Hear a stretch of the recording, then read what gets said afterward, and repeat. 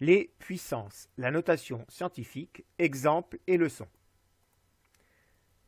La notation scientifique. Alors quand les nombres sont très grands ou très petits, on utilise l'écriture scientifique parce que c'est plus simple à écrire et parce que ça rend le nombre plus lisible. Alors cette écriture est de la forme A fois 10 exposant n, où A est un nombre décimal compris entre 1 et 10. 10 exclu, ça veut dire que A ne peut pas être égal à 10. Et 10 exposant n, c'est une puissance de 10 avec n qui est un nombre entier relatif. Cette puissance de 10 va nous indiquer l'ordre de grandeur du nombre. Prenons un premier exemple. Masse d'un électron. Eh bien, si je veux écrire la masse d'un électron en kilos, voici comment je dois l'écrire.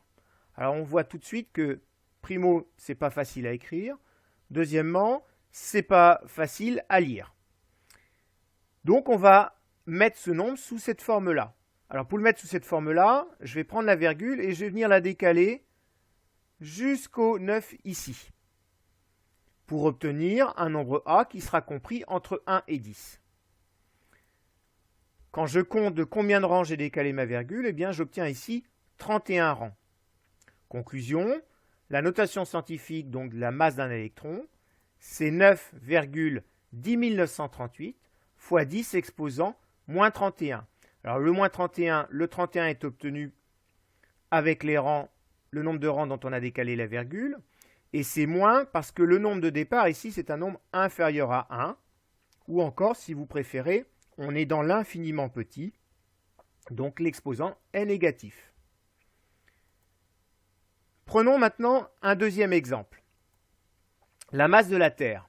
Alors la masse de la Terre, même chose, si je l'écris en kilos, sans utiliser la notation scientifique, voilà ce que j'obtiens. Là encore, ce n'est pas très lisible, pas facile à écrire, donc on va procéder de la même façon que tout à l'heure. La virgule, on va venir la mettre ici, elle est là au départ, et on va venir donc la mettre entre le 5 et le 9.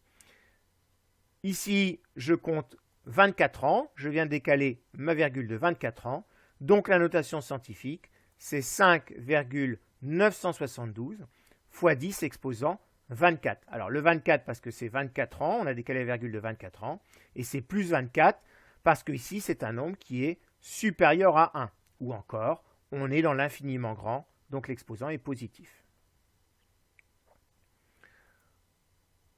Prenons un dernier exemple. Ici, je souhaite mettre en notation scientifique le nombre A et le nombre B. Alors tout d'abord, ces deux nombres ne sont pas en notation scientifique. Pourquoi? Parce que le nombre ici A, il n'est pas compris entre 1 et 10.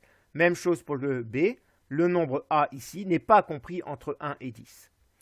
Donc première étape, ça va être d'écrire 4156 ici en notation scientifique. On ne va pas s'occuper pour l'instant de cette puissance. Je procède comme tout à l'heure, ma virgule est là, je viens l'emmener ici. Donc j'obtiens 4,156 fois 10 exposant 3 puisque j'ai décalé la virgule de 3 rangs. C'est plus 3 parce que c'est un nombre qui est supérieur à 1. Une fois que j'ai fait ce travail, eh bien, il ne me reste plus qu'à utiliser la règle de calcul sur les puissances. Ici, je multiplie deux puissances, donc il faut que j'additionne les exposants. Donc cela me donne 4,156 fois 10 exposant 3 plus moins 15. 3 plus moins 15, ça fait moins 12. On obtient donc 4,156 fois 10 exposant moins 12. Cette fois-ci, c'est bien une notation scientifique, puisque le nombre ici est bien compris entre 1 et 10, et c'est bien multiplié par une puissance de 10. Pour le B, eh bien, je procède exactement de la même façon. Je vais d'abord mettre ce nombre-là en notation scientifique. La virgule ici, je vais venir la placer derrière le 8. Je la décale de 3 rangs. Donc cela me donne 8,56 fois 10 exposant moins 3. Le 3 parce que j'ai décalé de 3 rangs. Le moins parce que ce nombre-là était plus petit que 1.